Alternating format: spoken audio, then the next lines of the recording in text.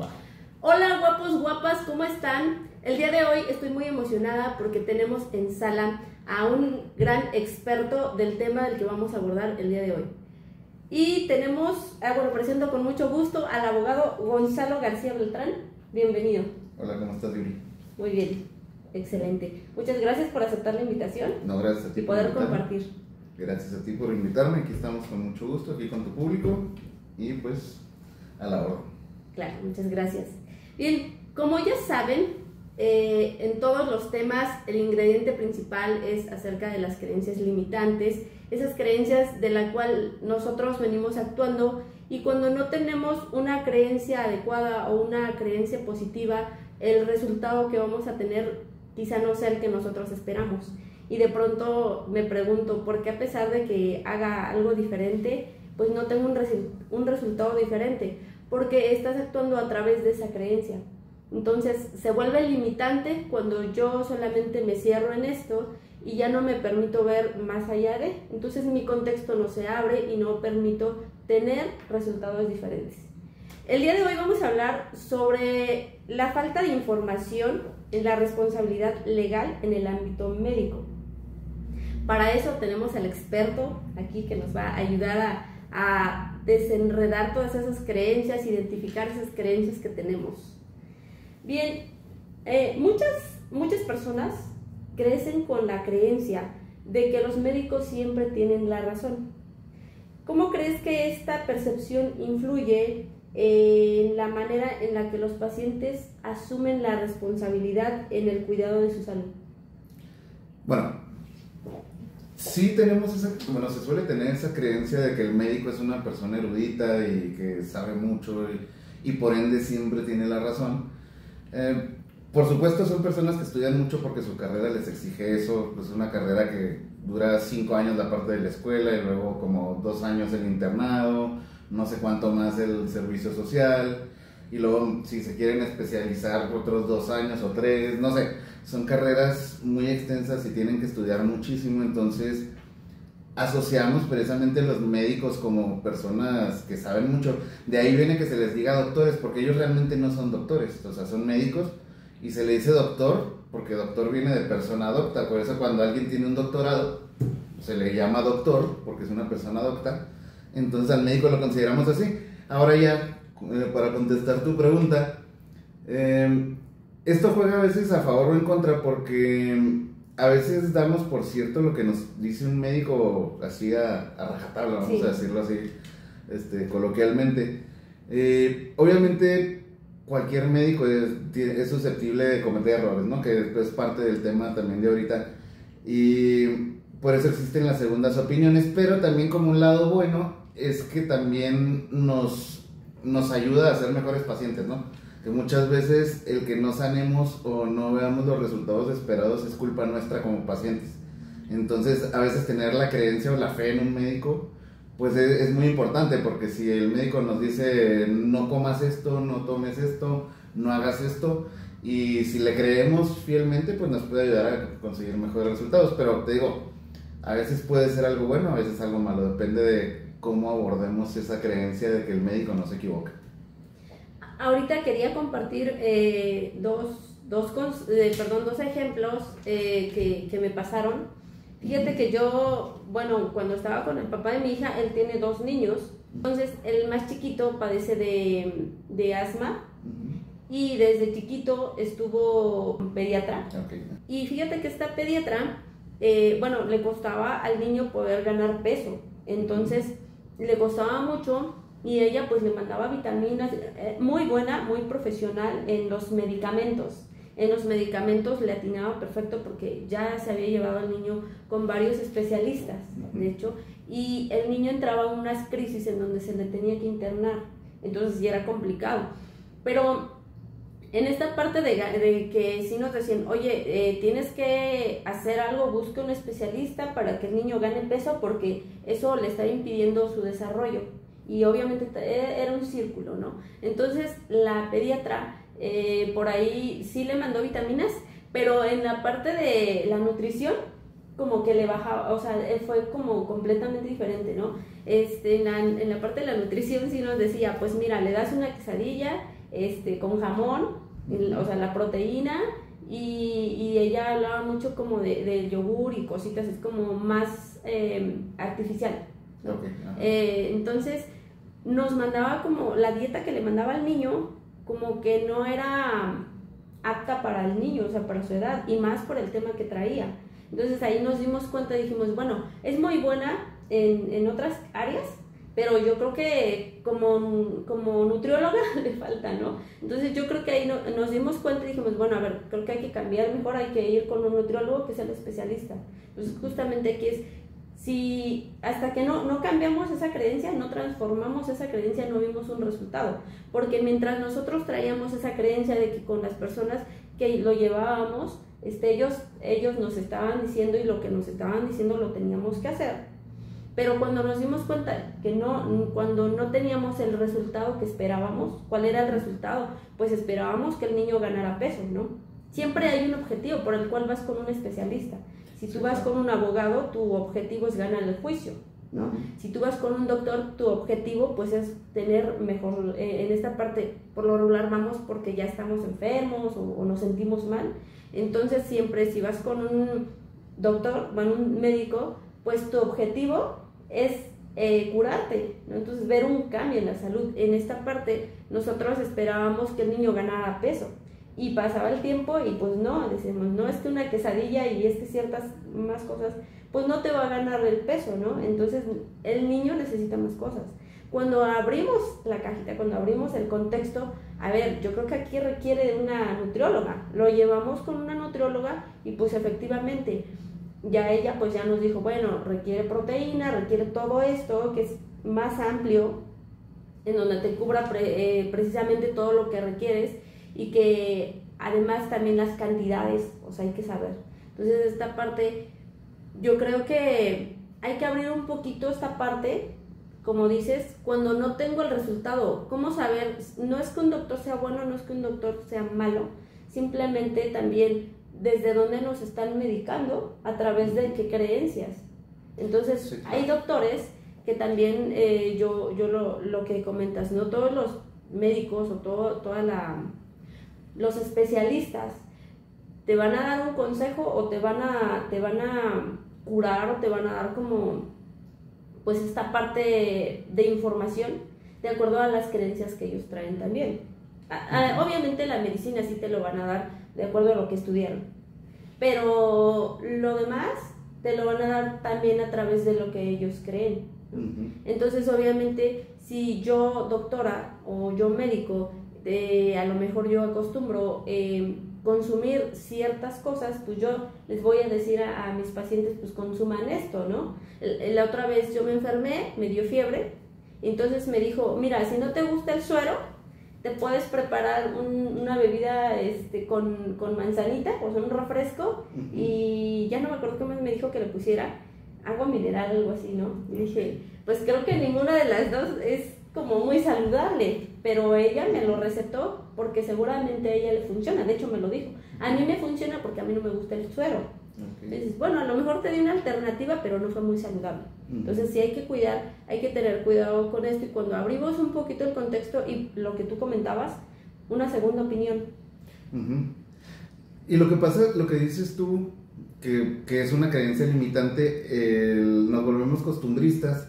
Por ejemplo, el tener un médico de cabecera, que no digo que esté mal, pero tienes un médico de cabecera y muchas veces, pasa en todas las profesiones, dejamos de actualizarnos, dejamos de estudiar. Entonces no es que el médico sea malo, sino que ya como empiezan a haber nuevas enfermedades, nuevas patologías, y a la vez empiezan a salir nuevos medicamentos, nuevos tratamientos, entonces se tiene que estar actualizando constantemente, y entonces ya hay personas, médicos, que deciden no actualizarse tanto, no sé, a lo mejor ya están a gusto en su segmento o simplemente ya no tienen las mismas ganas y están cansados. Entonces empieza a ser menos efectivo y es cuando tenemos que buscar una segunda opinión, pero muchas veces no lo hacemos porque decimos, es mi médico de cabecera, ¿por qué lo voy a cambiar? El doctor fulanito de tal siempre me ha atendido súper bien. Entonces sientes hasta como si lo estuvieras traicionando, ¿sabes cómo? Sí, entonces, sí, o sea, entonces... Sí. Pero a veces... No, hasta te da pena, ¿no? Que Sí, se entere exacto. que fuiste con otro. Sí, claro, así lo sientes como si estuviera siendo infiel, así como que no me vean, no. Sí, que no se vaya a enterar. Sí, entonces, pero es perfectamente normal pedir una segunda opinión, sobre todo si no ves resultados, porque lo que necesitas son resultados. Y si, como dices, el niño no ganaba peso, que era de lo que se trataba, pues sí, muy buen doctor y todo lo que quieras, pero a ti no te está funcionando, entonces pues hay que cambiar, o mínimo escuchar una segunda opinión y que alguien te diga por qué no estás subiendo de peso. A lo mejor el doctor está haciendo todo bien y es por otro factor distinto el que no ganaba peso, pero hay que explorar otras opciones. Entonces digo, muchas veces nuestras creencias nos limitan en cuanto a costumbre, rutina, cuestiones. Fíjate que eso pasa mucho, Gonzalo, porque hay veces en donde, digo yo por experiencias, por cerrar y tener ciertas creencias, hay veces que tenemos desde creencias que pueden provocar falta de resultado positivo, pero desde las leves hasta las graves. Y ahorita te compartí esta parte que, bueno, afortunadamente y gracias a Dios, yo creo mucho en Dios, hoy el niño está bien, hoy el niño está estable en esta parte del asma, pero también quiero compartir aquí otra parte en donde mi mamá tenía cáncer y nosotros no nos enteramos, ni mi mamá lo sabía, porque mi mamá era una persona que se curaba. Ahorita vamos a hablar también de en la siguiente pregunta hablamos de esto, pero mi mamá tenía la creencia que pues, se curaba con hierbitas, con lo natural, con esto. Entonces esta parte, como no abría su contexto, no le permitió darse cuenta antes del cáncer que ella tenía. Entonces ella tenía el cáncer de riñón y cuando va al doctor, porque allá pues yo vengo de un pueblo, ella vivía en un pueblo, va con el doctor del pueblo, lo que decía es su médico de cabecera, y el doctor le receta porque sus síntomas eran de una gripa. Ella iba y ella tenía el cáncer estaba el tumor entre el riñón y el pulmón. Entonces le estaba oprimiendo los pulmones y eso le provocaba tos y le provocaba flemas. Entonces ella, lo que te comentaba hace rato, los médicos también te recetan a veces de sus creencias y lo que tú comentas también, ¿no? Si el médico ya no se actualiza, si el médico ya no ve más allá pues también te va a decir eso, ¿no? Entonces cuando tú cierras tu cajita y dices, bueno, yo le creo al médico, porque pasaba el tiempo y no veíamos resultados, al contrario, la veíamos peor. Entonces pasaba el tiempo y yo le preguntaba, yo desde chiquita soy mucho de, si no veo un resultado de inmediato, no es que sea mañana pasado, pero sí 2 semanas, o sea, ya estoy trabajando esto, si no, igual voy con un psicólogo y no está funcionando y si hago las cosas y si hago las dinámicas y no funciona, no, a ver, espérate, ya empiezo a cuestionar, a ver qué está pasando, ¿no? Claro. Pues pasa lo mismo en el médico. Yo soy mucho de cuestionar, pero ¿por qué? ¿Por qué no hay un cambio? ¿Por qué no hay un resultado? ¿Por qué no está funcionando? ¿Qué está pasando? ¿Qué podemos hacer? Entonces sí preguntaba, yo decía, bueno, ¿qué está pasando? Yo le decía a mi mamá, bueno, ¿y si cambiamos de doctor? Y me decía eso, ¿no? Pues es que ya voy con el doctor no, pues es que mira, él siempre que tus sobrinos, porque mi mamá siempre cuidó a mis sobrinos, siempre que tus sobrinos están mal, pues los salva y les da, y sí, pero es que no es lo mismo que te cure de una infección en la garganta, de una infección en el estómago, de una infección algo, a que te cure de algo, a que sepa de algo que va más allá de él, ¿no? Y un doctor que después de un tiempo no te manda a hacer estudios, espérate, o sea, hay que empezar a cuestionarme, ¿no?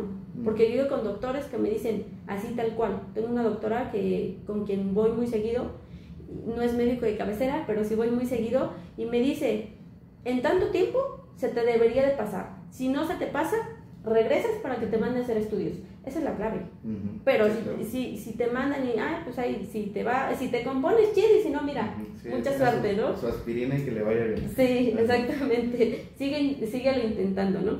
Entonces, hay que ver este tipo de situaciones porque nosotros, bueno, mi mamá en su creencia de que el doctor y de que las hierbitas y de que sus cosas la iban a curar, nosotros también pues, no, nos conformamos. Ya no vimos más allá hasta que de plano la enfermedad pues avanzó mucho, que mi mamá ya no comía, que mi mamá se revolcaba de dolor, que nosotros ya no sabíamos qué hacer, y mi mamá pues ya con el dolor ya fue una situación que la obligó, y había otro doctor que era de un pueblo vecino, la diferencia entre un médico y otro, porque, o sea, lo que tú comentabas, yo creo que finalmente todos los médicos llevan su proceso, llevan su carrera, pero lo que comentabas hace rato, que es muy importante, la parte en donde el médico se tiene que actualizar y todo el tiempo tiene que estar estudiando y aprendiendo cosas nuevas, porque como lo que dices, la tecnología va avanzando. Entonces lo que funcionaba antes no funciona hoy, ¿no? Sí, claro. En esta parte, este médico trabajaba en Toluca, tenía un consultorio en Toluca, tenía una clínica ahí, obviamente Toluca ya es ciudad. Él ya estaba, pues, tenía una mentalidad más avanzada, tenía un contexto más amplio. Y entonces este doctor, en cuanto la llevamos, le mostramos las recetas anteriores del otro médico y dijo, ya no la voy a medicar, yo lo voy a mandar a hacer estudios, o sea, directamente. ¿Cuál es el tema, Gonzalo? El problema fue que mi mamá, cerrada en sus creencias limitantes, no le creyó, y como no la medicó, no creyó en el doctor. Entonces dijo, yo no le creo porque no me medicó. O sea, mi mamá iba con su creencia limitante de que el médico solo sirve para darte medicamento, para darte pastillas, para darte inyecciones, y no le creyó al doctor. Lo cual iba con mi hermana, y mi hermana también abrazó esa creencia de mi mamá y también dijo, este doctor no sirve. Y nos regresamos con el doctor de cabecera y nos regresamos con el doctor del pueblo, ¿no? Entonces le avanzaron hasta que de plano mi mamá dijo, ya no aguanto, ya no soporto. La llevamos ya al hospital, a urgencias, porque de plano mi mamá ya no, o sea, era de ya tos, flemas. La llevamos al hospital y de entrada nos dicen, tu mamá ahorita no sale, tu mamá viene súper delicada, no nos dijeron todavía el momento que tenía. Ya no la dejaron salir. A partir de ese momento, Gonzalo, estudios. Entonces, finalmente, si tú no abres tu cajita, al final, de todas maneras, vas a tener que hacer lo que te están diciendo. Pero yo lo que invito mucho a la gente es, a veces es mejor hacerlo por convicción y no por obligación. Hay veces en donde todavía estás a tiempo. Sí, y claro, si puedes abrir tu cajita, porque cuando tú te cierras y tú no la abres, tú te cierras en esto, vienen consecuencias delicadas, vienen consecuencias dolorosas, porque el cáncer fue algo muy doloroso. Sí, claro. Mi mamá llegó al hospital, le tuvieron que hacer incisiones en ambas partes, izquierda, derecha, para sacarle, tenía mucho líquido en los pulmones. Primero nos dijeron que tenía pulmonía, le fueron haciendo más cosas hasta que detectaron, estudios, hasta que detectaron el cáncer. Le quitaron el tumor, pero desafortunadamente ya fue muy tarde, o sea, ya no hubo remedio y mi mamá falleció en el hospital. Entonces, a pesar de la cirugía, a pesar de las incisiones y a pesar de todo, ya no fue suficiente, porque mi mamá permitió por las creencias. Y sí me atrevo a decir esto, Gonzalo, porque hoy, con toda la tecnología que avanza, con todo lo que hay hoy en día, hay muchísima gente que sí supera el cáncer. Entonces, la diferencia entre alguien, yo he convivido con personas que dicen, ¿sabes qué? Vencí el cáncer hace años, me dio aquí, me dio allá, y te puedo decir, desafortunadamente, hace como 3, 4 años, tengo una sobrina en ese tiempo tenía 13 años, me dio cáncer, y mi sobrina, gracias a Dios, hoy está bien. ¿Por qué? Porque fue diferente, ¿no? Fueron mentalidades diferentes, esta vez ya con la experiencia que tenía la familia, ahora sí de vámonos aquí y vámonos allá, y hay que buscar. De hecho, a mi sobrina se le cambió de hospital, lo que comentabas, en un hospital le dieron un diagnóstico, le dijeron vamos a hacer esto, a mi hermano no le pareció, dijo bueno, vamos a ver otra opción y vemos. Hasta todavía él dijo, bueno, permítame ver otra opción, y si cuadra, pues regreso, ¿no? Hoy en día hay hospitales en donde te dan la oportunidad incluso de que tú metas a otro médico y que te dé una segunda opinión, sí, claro, y en base a esa segunda opinión tú como familiar o tu paciente puedas decidir, ¿no? Ay, me encanta porque aprendo mucho de las entrevistas. No, y es muy divertido de estar intercambiando información así. Claro, sobre todo con las experiencias a veces ya vividas. Sí, claro. Y es donde pues el objetivo de estos temas pues es poder inspirar y alentar a las personas a que abran su contexto, y más de la mano con especialistas como tú, preparados. Fíjate que ahorita que te compartía la parte de mi mamá, muchas de las veces las creencias que nosotros traemos es desde la infancia. Entonces, justamente lo que te decía, a veces, bueno, tú en tu experiencia, cuéntanos qué papel o cómo es que las creencias limitantes que desarrollamos desde niños influyen cuando somos adultos en este descuido en la salud. Pues creo que sí influye bastante porque me parece que de entrada tendemos a ser un poco escépticos con todo. Y eso obviamente viene de nuestras creencias limitantes, ¿no? Tendemos, bueno, voy a generalizar, sé que está mal, pero tendemos a ser malos pacientes generalmente porque sí, hay muy pocas personas que siguen al pie de la letra las indicaciones de un médico, por lo que quieras. Pero generalmente son por creencias limitantes, que es que te dicen no comas esto y ya dices tú así como que no pasa nada si como un poquito, aunque el médico me prohibió estrictamente consumir esto, tú dices no pasa nada si una vez, y obviamente eso afecta en la evolución de ya sea del tratamiento o de la enfermedad, y sí muchas veces termina jugando en contra de nosotros.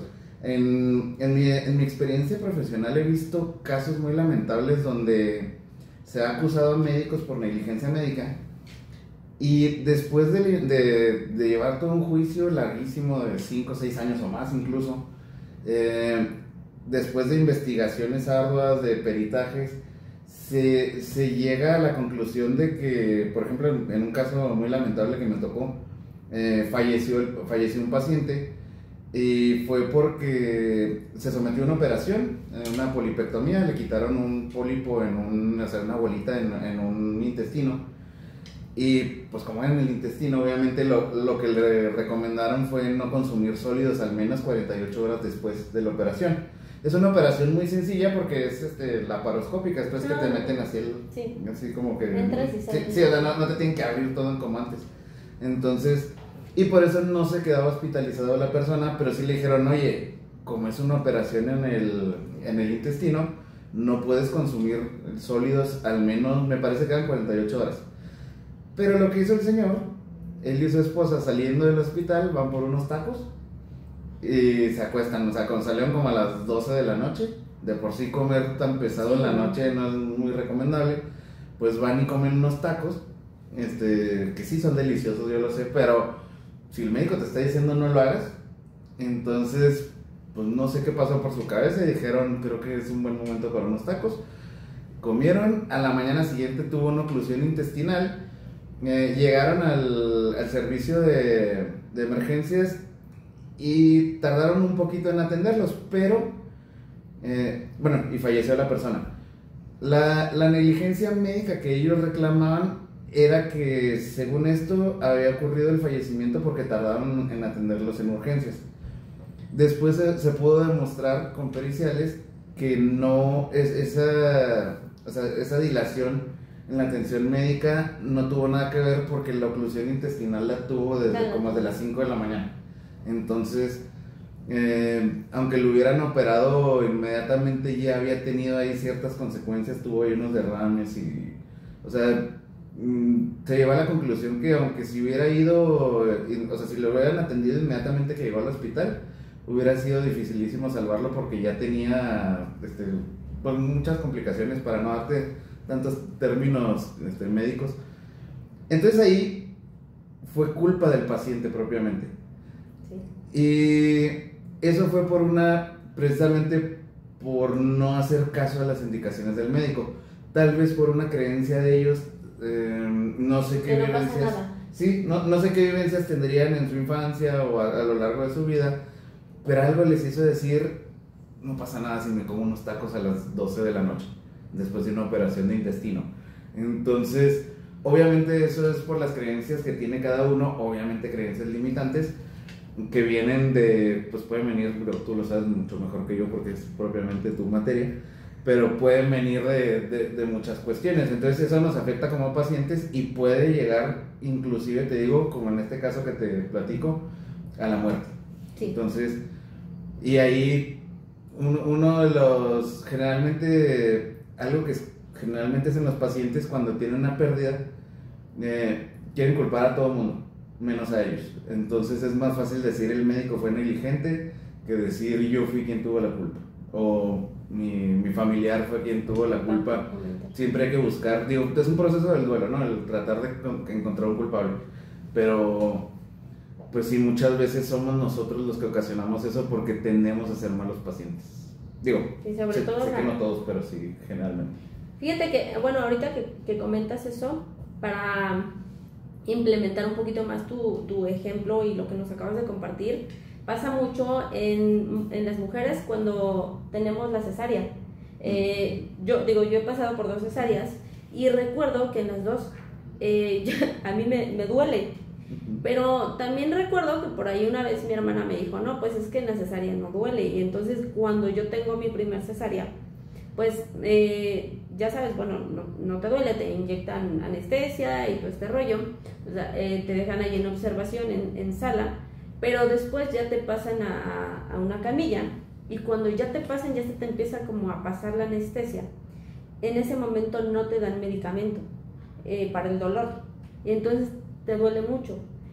Y yo en esa ocasión, de hecho, me dio hasta fiebre por el dolor, y me mandaron a caminar, y entonces yo le dije a la enfermera, ¿por qué no me das medicamento para el dolor? Y aparte me estás mandando a caminar. Y me dijo, mira, 2 cosas. La primera, ya cuando me dio fiebre sí ya me medicaron, pero fue en base a la fiebre. Entonces me dijeron, mira, la primera es porque tú tienes que ejercitar, o sea, tú tienes que caminar para que tú empieces a ejercitar, y más por la anestesia que te ponen, ¿no?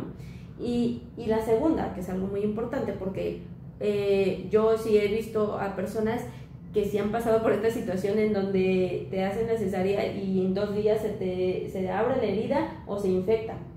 Okay. Por lo que comentas, muchas de las veces lo primero es que es negligencia del hospital, es que es negligencia donde, y empiezan, no, pues es que se me infectó porque seguramente no desinfectaron bien el material con el que me operaron, y empiezan a echarle la culpa, ¿no?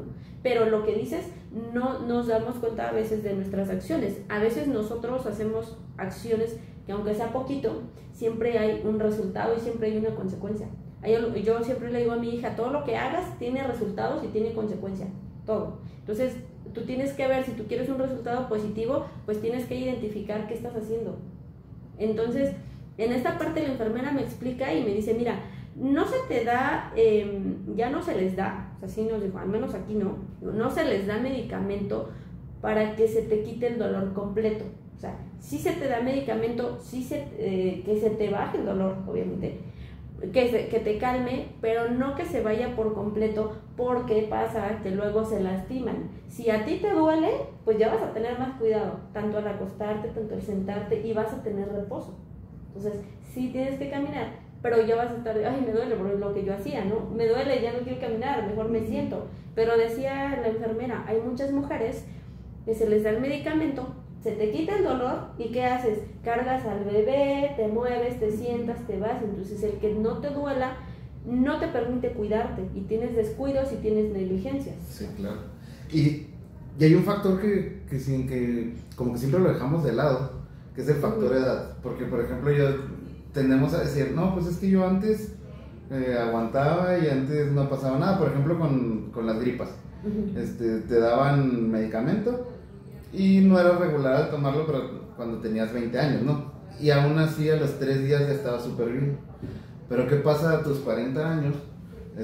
Bueno, yo en mi caso, a tus 40 años ya no puedes hacer eso, porque tu cuerpo ya no te cura solo como lo hacía antes. O sea, el medicamento sí te ayudaba como para reforzar tu sistema inmune, pero ahora realmente sí necesitas el medicamento, porque tu sistema inmune ya no es tan bueno como era hace 20 años. Entonces, claro, ya no podemos ser negligentes como lo éramos hace 20 años. Entonces, digo, nosotros como pacientes.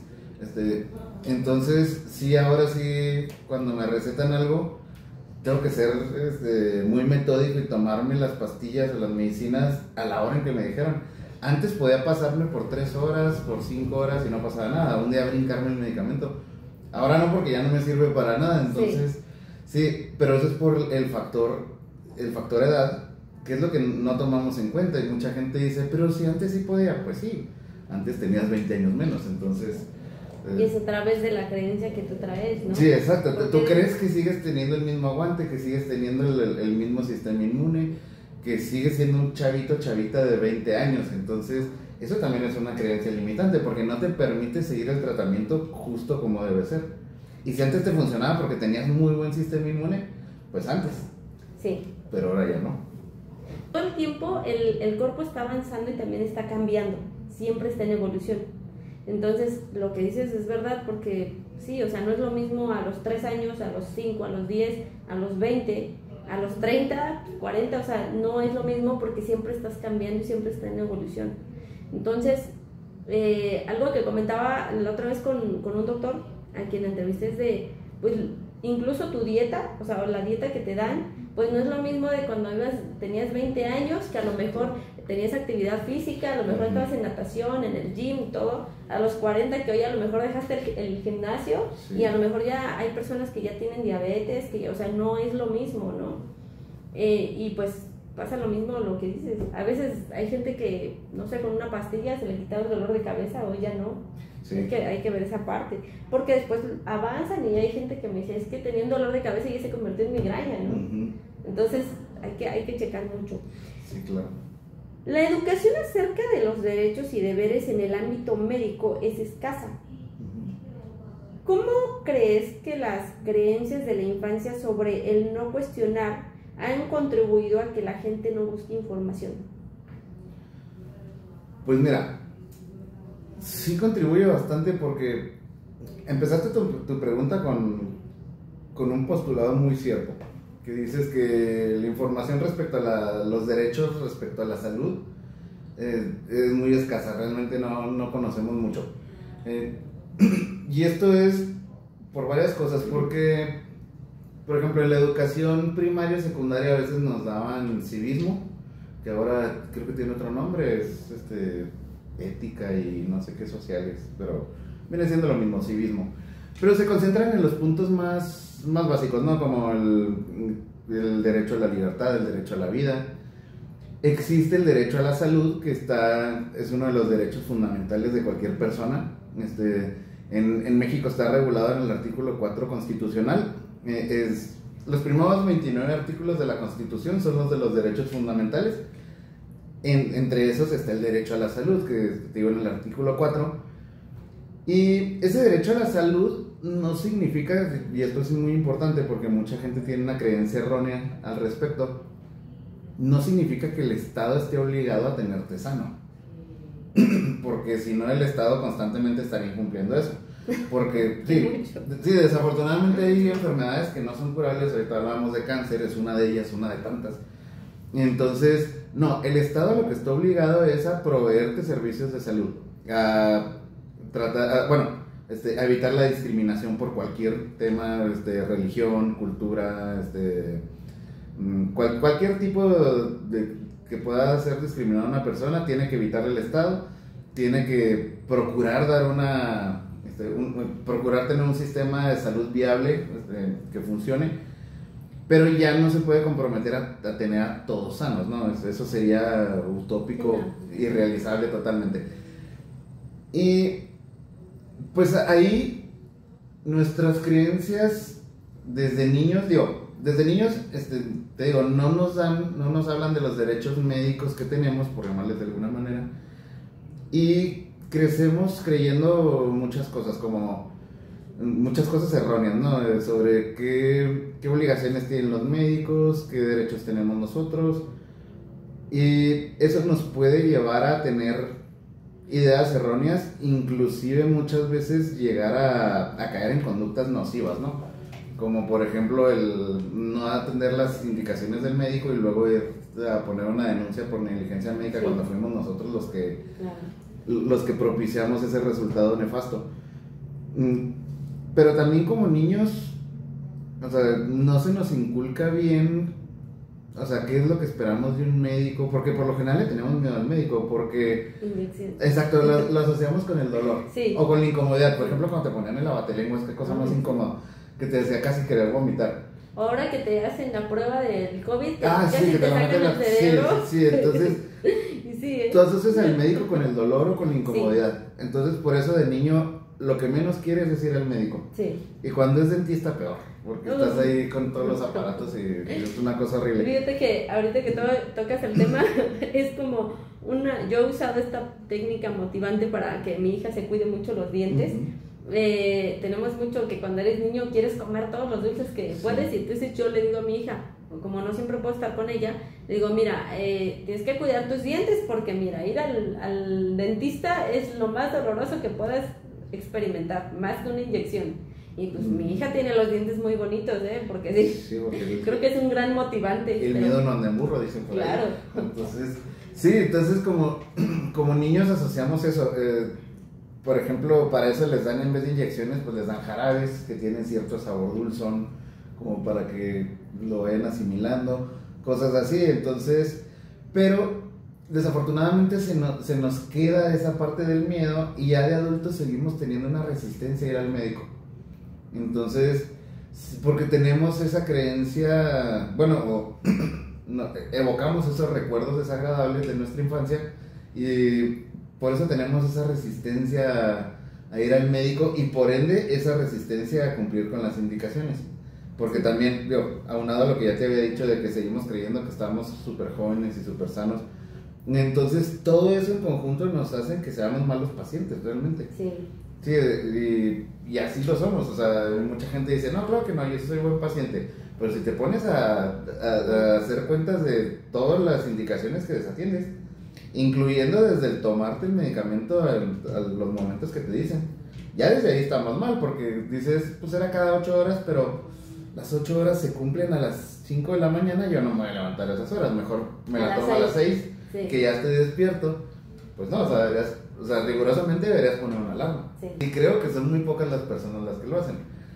Entonces, por eso es parte de la falta de cultura que tenemos, de cultura médica, pero viene de todo ese tipo de sesgos y ese tipo de experiencias a lo mejor malas o desagradables que tuvimos de niños, y la falta de información respecto a derechos y cuestiones médicas, médico-jurídicas, incluso de adultos, pues hace empeorar un poquito esa situación.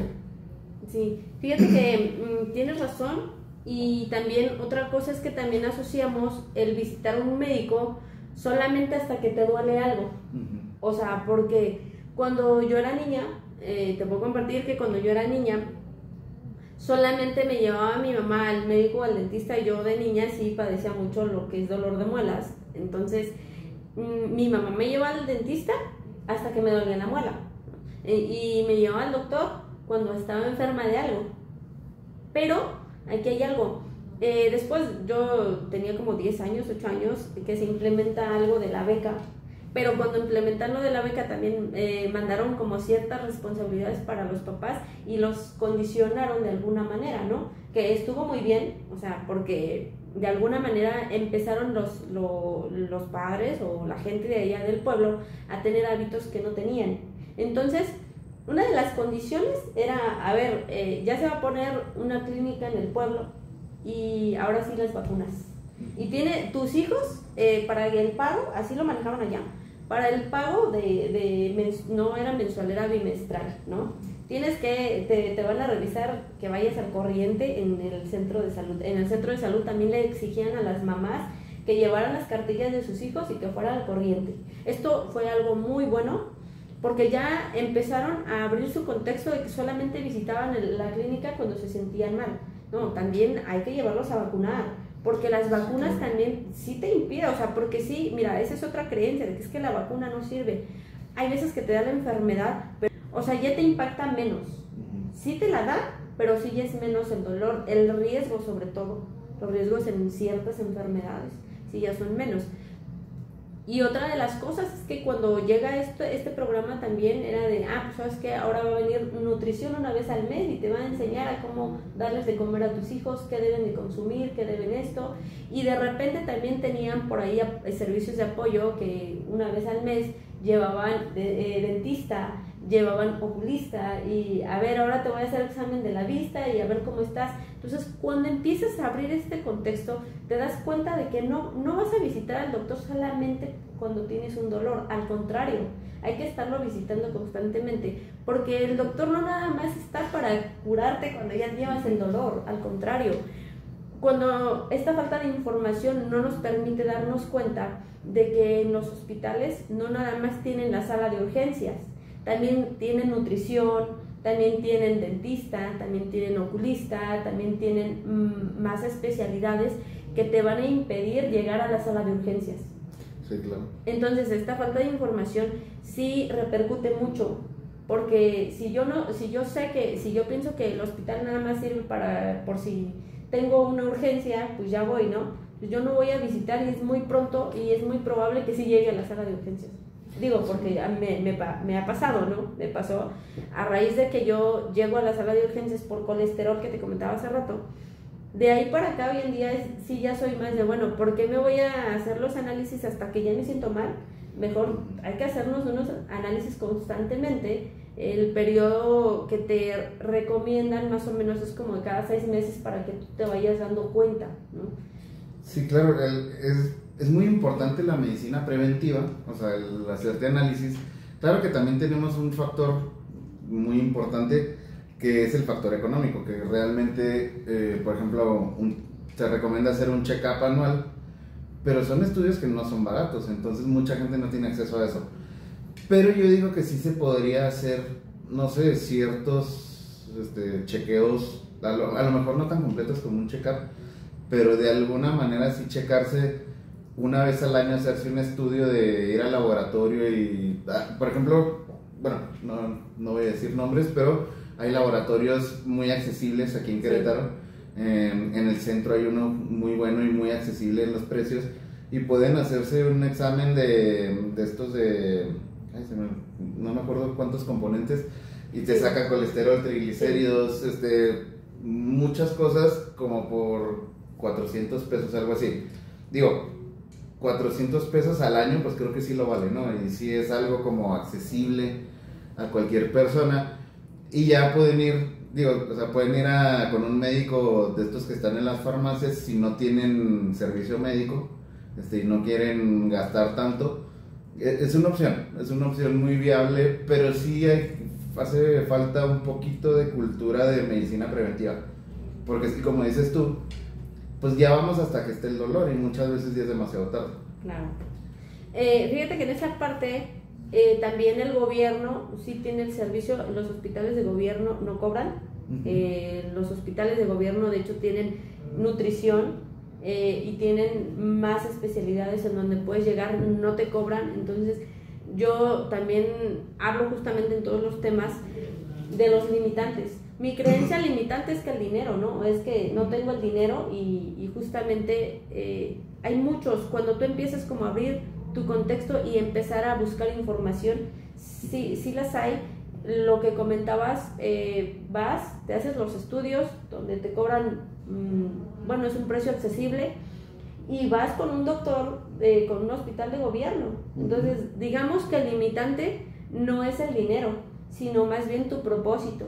Si tú no tienes un propósito, si tú no tienes un objetivo, si tú no abres tu contexto, pues siempre le vas a encontrar el no. Y muchas veces son los pretextos, porque la otra vez leía en redes, ya ves que hoy en día todo es un privilegio y todo es, o sea, abusan de muchos tópicos y ahora están abusando mucho con que los privilegios. Y estaba leyendo una chica en Twitter, bueno, ahora X, que decía que hacer ejercicio es realmente un privilegio. Y yo dije, a ver, hacer ejercicio a lo mejor en un club exclusivo, eso sí sería un privilegio. Claro. Pero para hacer ejercicio de manera saludable basta con que te levantes media hora antes de lo que acostumbras a levantarte y hagas ejercicio en tu casa. Hay ejercicios de calistenia que son muy útiles y muy saludables. No te cuesta nada porque no necesitas ni aparatos, haces el ejercicio con tu propio peso. Y eso no es un privilegio, o sea, levantarte media hora antes, perderte media hora de sueño no es un privilegio, es un esfuerzo, es un sacrificio si quieres. Pero mucha gente no está dispuesta a hacer esos sacrificios y ponen de pretexto eso. Esta chica decía como que es un privilegio porque involucra cierto estatus que muchas personas no se pueden dar el lujo de tener. Y yo, no es cierto. O sea, Si no tienes ganas de hacerlo, pues no lo hagas, pero no pongas pretextos tan estúpidos como ese. Justamente hablando de las creencias limitantes, Uh-huh. ¿de dónde vienen tus creencias? ¿Quieres implementar hábitos nuevos a tu vida, integrar hábitos nuevos, pero tienes creencias? Mientras yo tenga creencias limitantes no voy a poder. Por más que también hay mucha, hoy en día hay muchas personas que hablan que del desarrollo personal y que del universo, y entonces dicen, la intención es lo que cuenta. Sí, la intención cuenta, pero también cuenta con los conocimientos que traigas, pero sobre todo con las creencias. O sea, no sirve de nada que yo diga, tengo la intención de cuidarme, de ir al gimnasio y todo. Sí, pero no nada más es la intención. El famosísimo decretar, ¿no? Que ahora creen que decretando todo se cumple. Sí, y hoy en día hay muchísima gente, como lo que dices. Mira, las redes sociales te puede aportar mucho, te puede construir, pero también te puede destruir. Depende mucho lo que escuches y lo que permitas entrar en tu cabeza, en tu mente, y cómo la programas. Uh-huh. Entonces, esta parte donde dicen, decrétalo al universo y que tú pídele y que te lo mereces y él te lo va a conceder si tú lo pides con tanta fe y todo. Sí, claro. Dices, sí, pero desde la comodidad de tu cama, todos los días le pides, oye, yo quiero una mujer modelo y quiero los millones en mi cuenta, y desde la comodidad de tu casa viendo Netflix, ¿no? Sí. Palomitas. Definitivamente no funcionan así las cosas, ¿no? Sí, exacto, y tienes que moverte para que se mueva el mundo. Claro, entonces esta parte de las creencias limitantes, ahorita que comentabas el ejemplo de la chica, pues efectivamente si tienen la intención, pero si piensan que es un privilegio, no, pues cuando van a tener como esa oportunidad, ¿no? Sí, claro. Entonces, está en su casa, salte a correr, hay muchísimas cosas. Fíjate que hoy en día, aunque no, a veces no nos damos cuenta de eso, pero hoy en día, y más aquí en Querétaro, hay muchos parques. Uh-huh. Incluso hay parques donde hay aparatos. Sí, claro. Entonces la mentalidad del privilegio, bueno, no necesariamente como dices te tienes que ir a un gimnasio, o para los que tienen el recurso pues está bien, háganlo, pero para los que no lo tienen es solamente un pretexto. Exacto. Digo, hoy en día hay muchos parques donde tienen aparatos incluso de gimnasio que puedes ir y usarlos. Sí, son aparatos buenos, yo sí los he usado. Yo también. Que son aparatos mecánicos, pero sirven, o sea, hacen su función. Entonces, por ejemplo, aquí en Querétaro está el Parque Querétaro 2000, tiene pistas para correr. Si no te gusta correr, también tienen aparatos así de ese tipo. No sé, hay mil maneras de hacer ejercicio que no te implique un gasto. Digo, incluso en tu casa, no necesitas ni salir de casa. Lagartijas, sentadillas, hay un buen de ejercicios. Digo, y esos son los más conocidos, pero hay muchísimos que no requieren que gastes un peso, porque no tienes que comprar pesas, no tienes que comprar ligas. Digo, si puedes comprarlo, pues qué bien, también es otra opción, ¿no? Pero, o sea... Transformando la creencia de que solo necesitas dinero para hacer ejercicio y para ir al gimnasio, no, o sea, es una creencia limitante. Exacto, y muy limitante. Bastante. Bien, Gonzalo, danos un ejemplo donde se puede interpretar legalmente como negligencia médica. Mira, hay varios tipos de negligencia médica. Una puede ser, que es de las más comunes, por impericia, esto es, por no tener los conocimientos necesarios. Por ejemplo, y desafortunadamente, digo, no pasa tan seguido, pero lo que llega a pasar es esto. Un médico que tiene cédula de médico general, esto es, estudió su carrera bien, se tituló y todo, pero no tiene una especialidad y ofrece servicios de especialidad.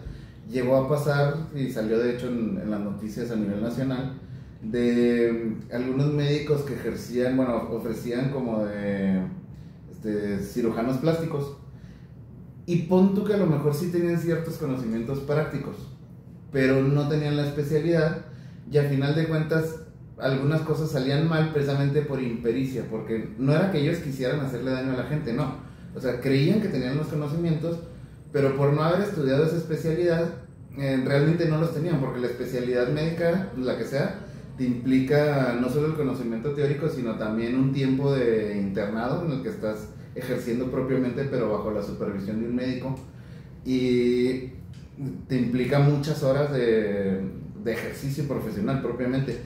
Y mucha gente cree que con el simple estudio teórico y ver, no sé, investigar en algunas partes, ya con eso tienen el conocimiento, digo, aunado a su conocimiento médico que ya tenían de la carrera, y llegan a cometer errores precisamente por la impericia, por su falta de conocimiento.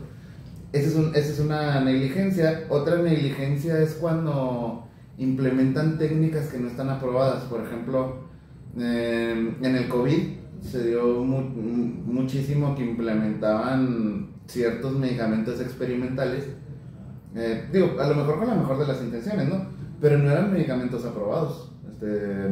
Legalmente no eran válidos en México todavía, no tenían los suficientes estudios clínicos. Y aquí hay organismos que avalan y certifican cuáles medicamentos sí se pueden utilizar en la población y cuáles no.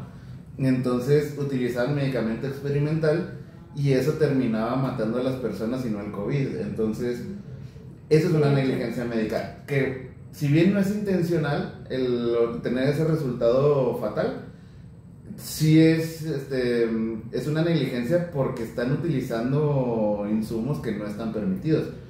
Otro tipo de negligencia también sería el descuido.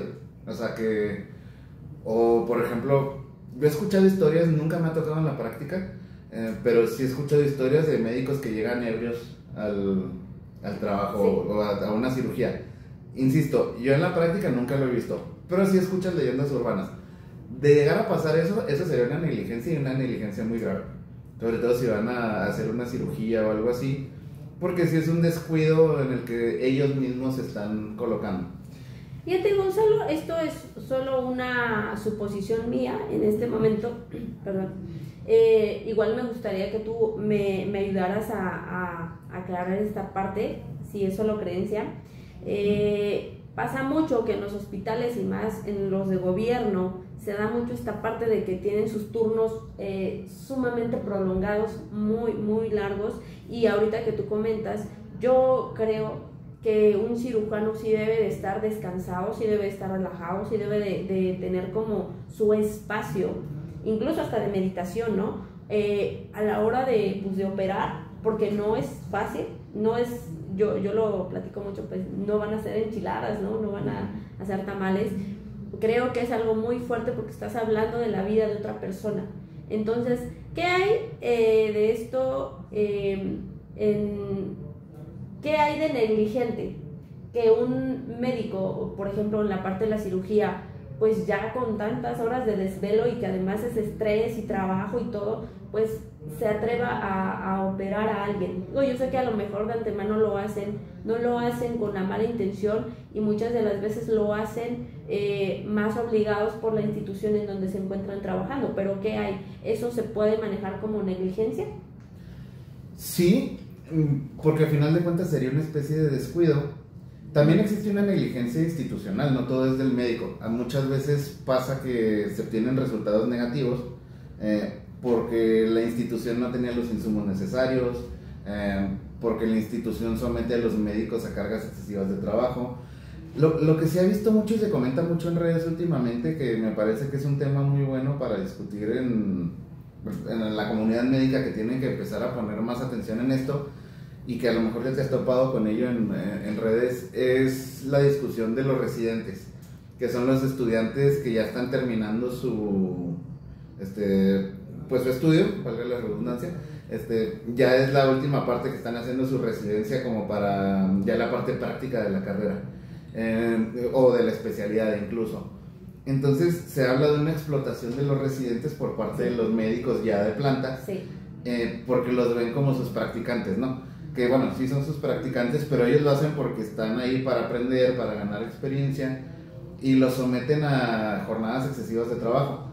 Y sí he visto muchas quejas de residentes de cualquier nivel, porque hay varios niveles, R1, R2, R3, y sí, esta es una queja recurrente, y te dicen, oye, llevo 3 días de guardia, y sí, tienen un área donde dormir, pero eso sí, van y se duermen 2 horas y luego los levantan, oye, ya llegó otra emergencia. Y por lo general donde sucede más eso es en el área de urgencias, ¿no? Porque es raro que tengan ese tipo de cargas en zonas donde sí se programan las cirugías con tiempo. Ahí es raro que un médico llegue desvelado o que tenga una carga excesiva. Donde se da es en el área de urgencias, donde están todo el tiempo de guardia. Y donde te digo que veo que pasa eso es en el abuso sobre los residentes. Eso sí puede ocasionar problemas serios por 2 cosas. En primera, el desgaste físico que cualquier persona experimentaría, Pero en segunda estás hablando de casi médicos que todavía no tienen la experiencia que puede tener un médico. Por ejemplo, si tienes un médico con 20 años de experiencia, un cirujano, pues a lo mejor sí te puede aguantar jornadas larguísimas porque ya está impuesto a eso. Pero si agarras un residente que está aprendiendo y le impones una jornada de 3 días de trabajo, pues él está más susceptible a cometer un error, porque por corta experiencia todavía no sabe cómo manejar ese tipo de cuestiones. Y ahí sí se puede incurrir en la negligencia. Y a lo mejor, o sea, no por de una manera dolosa o queriendo hacerlo, ¿no? A lo mejor se puede tener la mejor de las intenciones.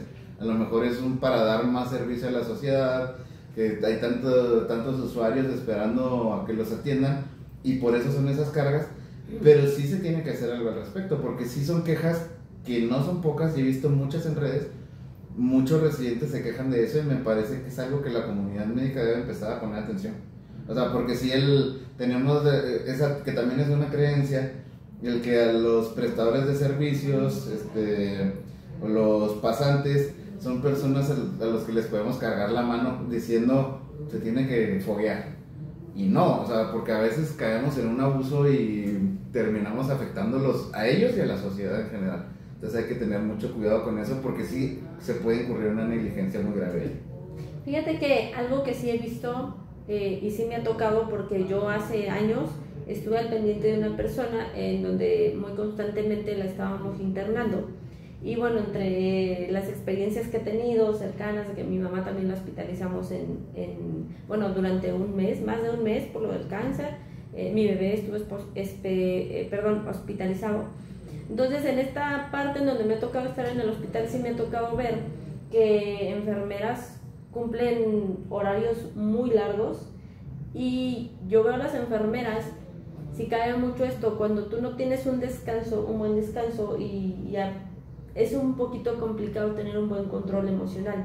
Entonces, ¿qué es lo que pasaba? Que había veces a la 1, 2, 3 de la mañana, tú ocupabas una enfermera y las enfermeras estaban durmiendo. Entonces, por lo regular, se organizan para que pues van, y igual a los pacientes como que les programan los medicamentos para el mismo horario y hacen su recorrido.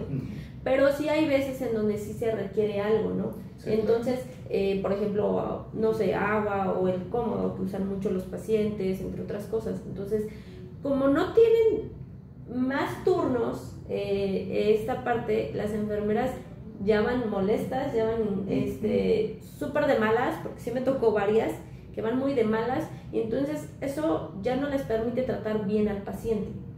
Y que incluso si llegué a ver como en una ocasión me tocó, porque la persona a quien yo estaba cuidando pues tenía mucho dolor.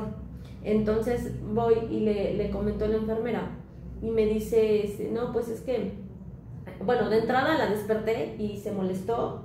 Entonces estaba enojada, y ya pues le inyectó algo, sí, ya no recuerdo el nombre del medicamento, pero le inyectó, el punto es que le inyectó de más, y le inyectó una dosis de más. De alguna manera, no voy a superar nada, pero no sé si fue a lo mejor como para que ya no se le estuviera molestando, ¿no?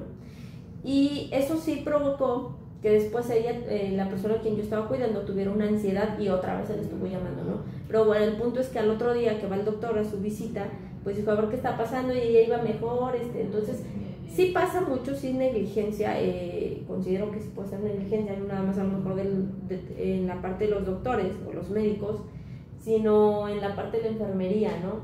Pero quizá esta negligencia sea provocada obviamente por la institución en donde están trabajando, porque así les dicen que sean sus horarios, ¿no?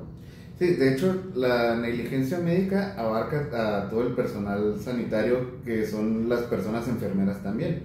Tienen la maldita costumbre de dormir en las noches, entonces, sí, como todos, y es comprensible que, a pesar de que muchos ya están acostumbrados a ese tipo de jornadas tan extenuantes, pues obviamente les da sueño, es perfectamente entendible.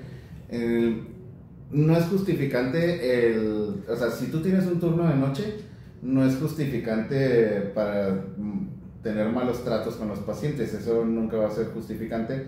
Se entiende que estén cansados, Pero muchas veces sí es culpa de la institución, entonces ahí puede haber una responsabilidad institucional. Porque si las personas pues no son máquinas y se entiende que una persona después de determinadas horas ya no reacciona igual, tenga ralentizados sus sentidos, esté irritable. O sea, a mí sí me ha pasado muchas veces que por X causa no puedo dormir bien y ya después del segundo o tercer día que no he dormido bien ando súper irritable y me hablan y yo así de...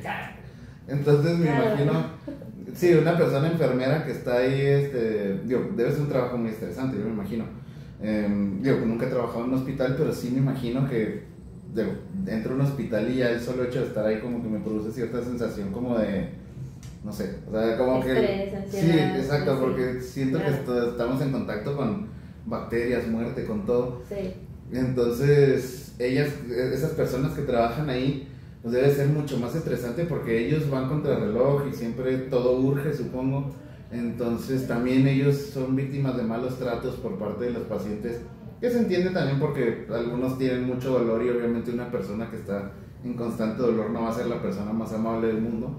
Entonces, entiendo que estén irritables y todo, pero creo que muchas de esas condiciones se pudieran mejorar por parte de la institución. No sé si contratando más personal o haciendo, no sé, o sea, pueden haber varias opciones. Pero sí, definitivamente el personal de enfermería también es susceptible de incurrir en una negligencia médica. Eh, y, y de hecho también es común que pase, pero digo, generalmente son muy diligentes, pero se entiende el factor humano, se entiende el factor cansancio y el factor hambre y todas esas cuestiones que muchas veces nosotros como pacientes no los vemos porque los solemos cosificar. Sí, o sea, como que son médicos, son personal de salud, son personas enfermeras, son personas médicas, ellos están aquí para servirnos y si comen o duermen, eso es algo que a mí no me importa, con que me atiendan bien. Entonces sí tenemos que ponernos un poquito de su lado, decir, pues me imagino que el doctor, la doctora, la enfermera, el enfermero están irritables porque ya llevan 36 horas aquí trabajando, aguantando también malos tratos de parte de muchos pacientes o malos tratos de parte de sus jefes. Entonces hay que ponernos también un poquito de ese lado. Digo, contemplar siempre el factor humano. Pero sí, desafortunadamente creo que en México el sistema de salud en general no está en un estado óptimo, entonces me parece que todos los usuarios estamos susceptibles a toparnos con eso, inclusive en los hospitales de alto nivel. Sí. Sí, o sea, porque aún en los hospitales de alto nivel se quieren ahorrar unos pesillos, entonces Sí. contratan menos personas, el trato para su personal no suele ser el mejor, entonces hay que tener en consideración todo eso cuando seamos usuarios de esos sistemas, pues hay que ponernos un poquito de su lado y ver qué tan dura la tienen ellos. Sí, sí, eso sí. Fíjate que ahorita, hace rato comentábamos que las personas actuamos a través de las creencias y de acuerdo a las creencias limitantes que traemos, pues también somos negligentes con nuestra salud. Cuando hablamos de una cuestión de negligencia y esta negligencia, el resultado o la consecuencia va a la muerte o daños muy fuertes, daños irreversibles, porque a veces que no es la muerte, ¿no? A veces que a lo mejor se quedan como en una parálisis o como en un coma. Una amputación de un... Ajá, exactamente. ¿Cómo puede un médico comprobar legalmente que no fue negligencia de él o del hospital, sino del paciente? ¿Ahí cómo se dan cuenta? Bueno, no me voy a poner muy técnico, pero te voy a platicar dos momentos. En nuestro sistema jurídico existe lo que se llama la carga probatoria, que esto es quién tiene la obligación de probar qué. La Suprema Corte de Justicia de la Nación ya ha determinado que en casos de responsabilidad médica existen dos cargas probatorias. Una carga probatoria es para el médico, que es la de comprobar que él hizo todo de acuerdo, se le llama lex artis médica, que es todo de acuerdo a su carrera, ¿no? O sea, tu carrera te exige ciertas reglas de higiene y asepsia, ciertos cuidados, esta intervención en específico te requiere que hagas estas cosas. Entonces el médico tiene que probar que hizo todo conforme lo marca su profesión. La siguiente carga probatoria es para el paciente que quiere demostrar que hay una negligencia. que es, si el médico comprobó que hizo todo conforme a, o sea, conforme a su profesión médica, que hizo todo by the book, como se suele decir, ahora le corresponde al paciente demostrar que ya sea que hubo una negligencia o que no es cierto que el médico hizo todo eso o cuestiones así. Y ahora, ¿cómo vamos a probar todo eso? ¿Cómo va a probar tanto el médico como el paciente? O sea, ahí te dije de quiénes son las cargas probatorias. Pero ¿cómo lo probamos? Para eso tenemos las pruebas periciales. Hablando de responsabilidades médicas, casi todo se prueba mediante pruebas periciales. Vamos a poner un ejemplo. Si, en el ejemplo que te ponía de la persona que murió por una oclusión intestinal, porque se le hizo la polipectomía, ahí obviamente para determinar cuál fue la causa de la muerte se tuvo que hacer una pericial médica. Entonces un perito en medicina tuvo que haber estudiado el cuerpo, o sea, el cadáver. ¿Qué fue lo que tú? Ajá, o sea, ya nosotros los abogados lo que hacemos es ver las periciales. Entonces, un médico primero dijo que fue eso, que fue una oclusión intestinal ocasionada por alimentos sólidos. Después otro perito ofrecido por la defensa también dijo lo mismo y luego se llamó a otro perito. Entonces el juez, a la hora de valorar todas esas cosas, tiene que encontrar la razonabilidad en los peritajes. Un peritaje, hay ciertas reglas para que un peritaje tenga valor, o sea, te tienen que explicar cuál es la metodología, o sea, no porque el perito te diga esto es blanco, tú le vas a creer. Sí, no, o sea, te tienen que explicar primero la metodología que emplearon, y ya te dicen, no, mira, aquí utilizamos la metodología de la disección, o no sé. Y luego te tienen que explicar todo lo que observaron y luego te tienen que poner las conclusiones. Entonces, si bien el juez no es un médico, ese peritaje tiene que ser entendible para cualquier persona que no sea médica. Entonces, el juez debe encontrar qué es lo más razonable y por eso se hacen varios peritajes. Entonces, si con esos peritajes se advirtió que el médico hizo todo de manera correcta, y al contrario se advierte también que el paciente fue el que incumplió una de las obligaciones que tenía como paciente, ahí es cuando se determina que no hubo negligencia médica, a pesar de que hubo un resultado fatal. Entonces sí, hubo una muerte, que es lo que es lamentable, pero no fue consecuencia de un mal actuar del médico, sino un mal actuar del paciente. Ahí el paciente tuvo que haber comprobado que el médico hizo algo mal, o sea, que hizo una incisión de más, o que le abrió de más el intestino, que no lo cerró bien, no sé, de alguna manera, o sea, y la manera de probarlo, digo, es con periciales, pero como el paciente no pudo probar eso, ahí el médico salió absuelto. Entonces, esas son las maneras de probar si hay una negligencia médica o no. O sea, digo, casi todo se va con periciales. Obviamente también hay testimoniales y ya te hablan del trato del médico, cosas así, ¿no?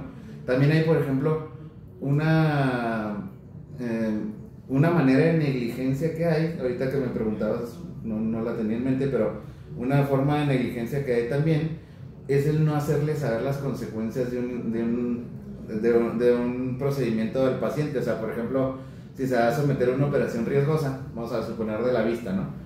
Y que hay un 60% de tener éxito, pero también hay un 40% de que quede ciego.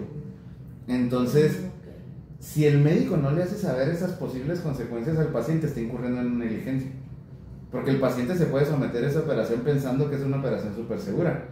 Y a lo mejor si le hace saber esos porcentajes de éxito, decide no hacérsela. Entonces, si el médico no tiene cómo comprobar que el paciente estaba totalmente informado de esa operación y de los riesgos de esa operación, entonces el médico está incurriendo en una responsabilidad. ¿Y cómo probamos eso? Pues con documentales, ¿no? Con el consentimiento informado, firmado por el paciente, donde se le explicó todo. Hay una película, no sé si la recuerdas, que se llama Día de Entrenamiento, con Denzel Washington, que era un policía corrupto, pero la parte bonita de ella es que el policía corrupto le decía a su aprendiz, le decía, no es lo que sepas, es lo que puedas probar. Y aquí opera igual, o sea, el médico le pudo haber explicado todo al paciente, pero si no lo asentaron por escrito, o sea, no es lo que sepas, es lo que puedes probar. Entonces, ahí es la manera de probar esa negligencia, es con documentales o con falta de, en este caso. Aquí yo también invito a las personas a que lean todos los documentos, porque hay veces en esta parte que a las personas no nos gusta leer, pero justamente lo que dices, sí, generalmente siempre que te vas a someter a una cirugía o a un tratamiento médico, te dan, por lo regular en urgencias o así, te dan un documento a firmar.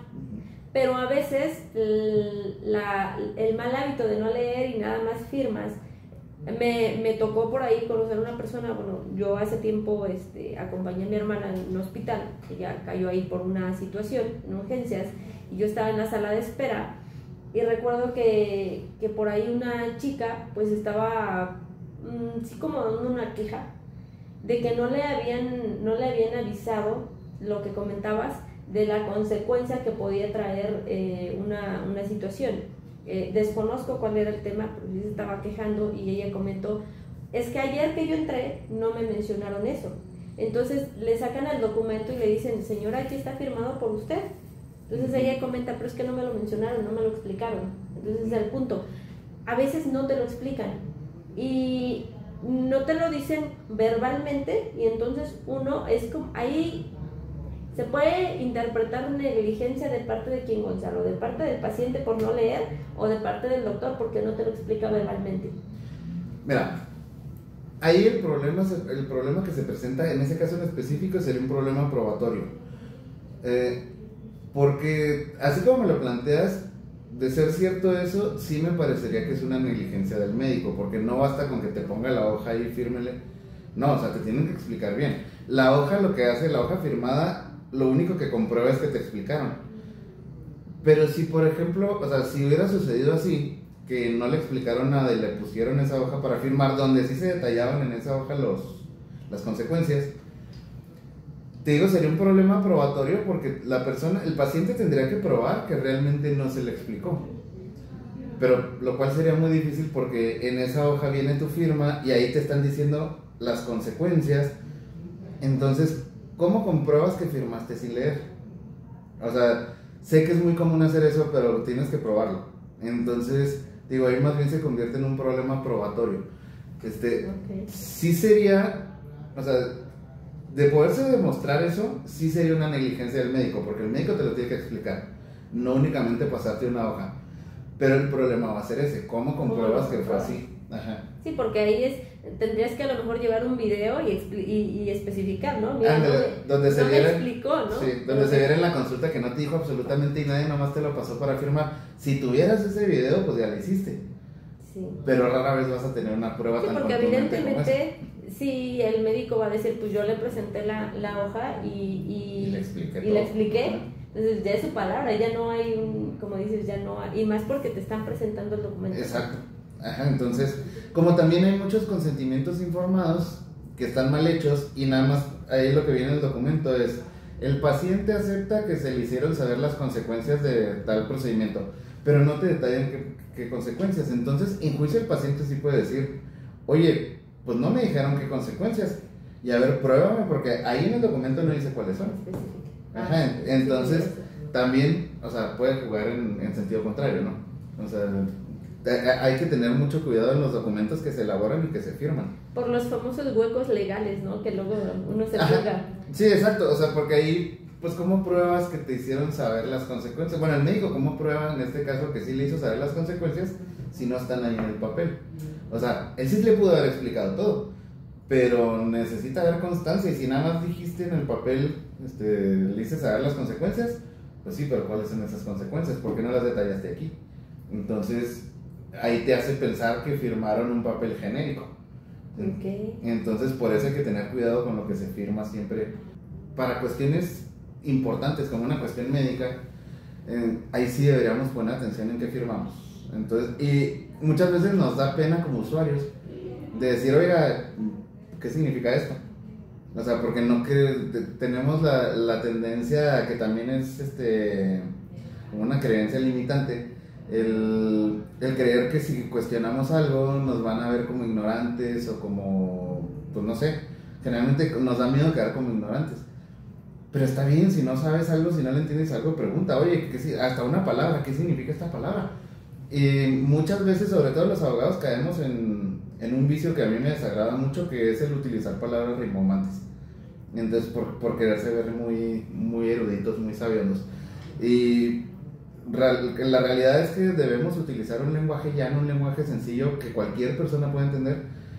Y cuando no se hace así, hay palabras que a cualquier persona que no haya estudiado Derecho, incluso a los que estudiamos Derecho, se nos puedan hacer raras, pero no preguntamos por vergüenza. Y es así como, pues sí preguntar, oye, ¿qué significa esto? Ah, lo que pasa es que esto es esto. Y a lo mejor ya si te dicen el significado de esa palabra, ya cambia todo para ti y ya dices, oye, no, esto no me conviene, yo no voy a firmar esto. Sí, entonces, sí, el consejo que le pudiera dar a la audiencia es, sí leer todo, digo, cuando son cosas importantes sobre todo. Y si algo no se entiende, pregunten. Y si con algo no se está de acuerdo, no lo firmen. O sea, no están obligados a firmar porque mucha gente abusa de eso y mucha gente dice al cabo ni lo van a leer y si lo leen no le van a entender y si le entienden no la van a hacer de tos. Entonces, no, cuestionen todo. Y no se ven ignorantes cuestionando, al contrario, se ven como personas preocupadas por lo que van a firmar. Entonces... Y más en la parte de la salud, ¿no? Que es algo sí, exacto. O sea, sí, sobre todo que ahora salen tan caros todas esas cosas, pues digo, mínimo exijan. O sea, si vamos a pagar un servicio, pues hay que exigir que esté bien hecho y salir sin dudas de ahí. Y sobre todo dolorosas, porque hay veces que por falta de información, pues tenemos consecuencias dolorosas, sí, muy claro, fuertes, ¿no? La otra vez platicaba con una amiga, creo que duele más, bueno, te duele cuando también es personal, pero duele más cuando ves, por ejemplo, a alguien, a un ser querido, ¿no? Padeciendo por este tipo de cosas. Tu mamá, tus hijos, o sea, alguien muy cercano, ¿no? Sí, claro. Digo, la experiencia que tuve en relación a lo de mi mamá, sí fue como muy doloroso, fue muy fuerte emocionalmente, porque todos estábamos como con culpa, es que lo hubiéramos llevado aunque no quisiera, es que hubiéramos, mi hermana que la acompañó y que abrazó esa creencia que tenían durante muchos años, tenía esa culpa, es que yo le dije y es que yo también pues abracé eso, ¿no? Yo también aporté para que ella no se hiciera estudios. Entonces sí, pues hay que informarnos. Sí, claro.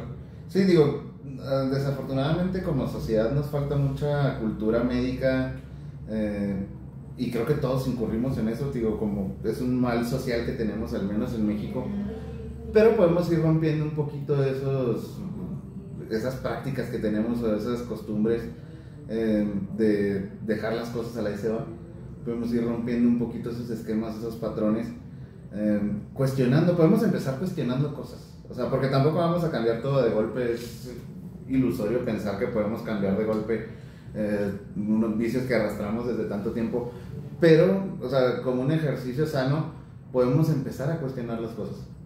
Y una vez que empezamos a cuestionar, ahí empieza un cambio en nosotros, porque una vez que empezamos a cuestionar, algo se empieza a cambiar, algo se empieza a revolucionar, y queremos saber más, y las cosas ya empezamos a no hallarle sentido a muchas cosas, y decir, oye, yo siempre hacía esto por repetición, pero ahora que me cuestiono, ¿por qué? O sea, ya no tiene sentido que lo siga haciendo. ¿Sí me entiendes? Entonces, esa es mi recomendación, hay que empezar a cuestionar todo lo que puedan cuestionar. Y con esto no quiero decir que se vuelvan unos insoportables que para todo la están haciendo de todos. No, cuestionense para ustedes. O sea, exactamente. Sí, o sea, ¿para qué estoy haciendo esto? ¿Y por qué lo hago? Sí, ¿qué sentido tiene? ¿De dónde viene? O sea, ¿por qué? O sea, la pregunta más bonita que nos podemos hacer siempre es ¿por qué? Entonces, insisto, no los estoy motivando a que sean unos insoportables que para todo lo están haciendo de todos, pero sí empezar a cuestionar un poquito las cosas. Sí, como lo dijiste hace rato, entender que todo es un proceso. Porque luego hay personas que me dicen, oye, pero ¿cómo empiezo en esto del coaching, las mentorías? Me dicen, pero ¿cómo me lleno de amor propio? No, pues si tú quieres hoy empezar y ir al espejo y ya con eso crees que mañana ya te amas demasiado, después de años sí, de años de que te testas, de que tú no te valoras y todo eso, pues no se puede, ¿no? Todo es un proceso y como sí lo comentas, el proceso sí es un poquito tardado y depende mucho de resiliencia, disciplina, que son palabras clave, pero también lo que dices es muy cierto y ahí es donde aprendes. ¿Cómo identificas tú tus creencias limitantes? ¿Cómo identificas que estás actuando mal? Pues tienes que empezar a cuestionarte.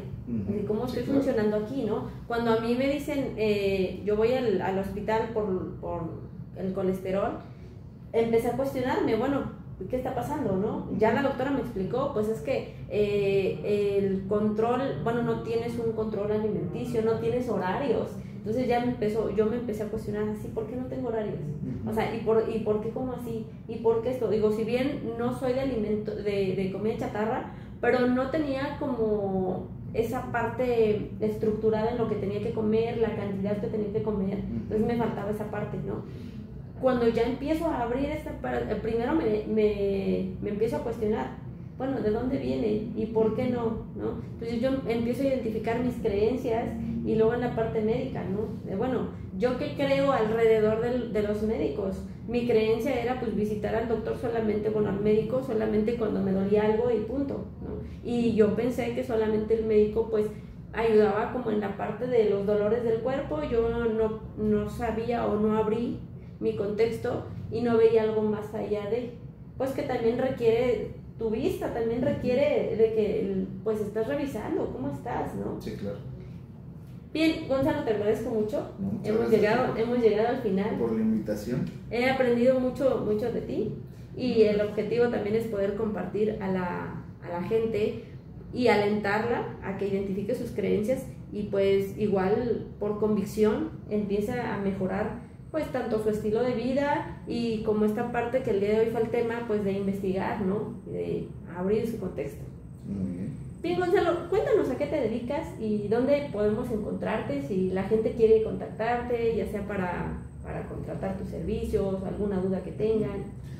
Bueno, yo soy abogado consultor, me especializo en responsabilidades médicas, precisamente asesorando principalmente médicos, pero también pacientes. O sea, mi lado fuerte es del lado del médico, porque precisamente me especialicé más en eso, pero también a pacientes. Llevo proceso penal sobre todo, también civil, pero más el lado penal de la responsabilidad médica. Y te voy a dejar mis redes para que las pongas, y mi contacto para que las pongas ahí en pantalla y me puedan localizar. Desde asesorías, llevar un juicio, representación, y una serie de servicios que se pueden brindar ahí que les podré detallar si se ponen en contacto conmigo. Claro. Gracias, Gonzalo, que estés No, gracias muy bien. a ti, Yuri. Qué gusto. Recuerden que los bloqueos son mentales, los límites solo están en tu cabeza. Hasta la próxima.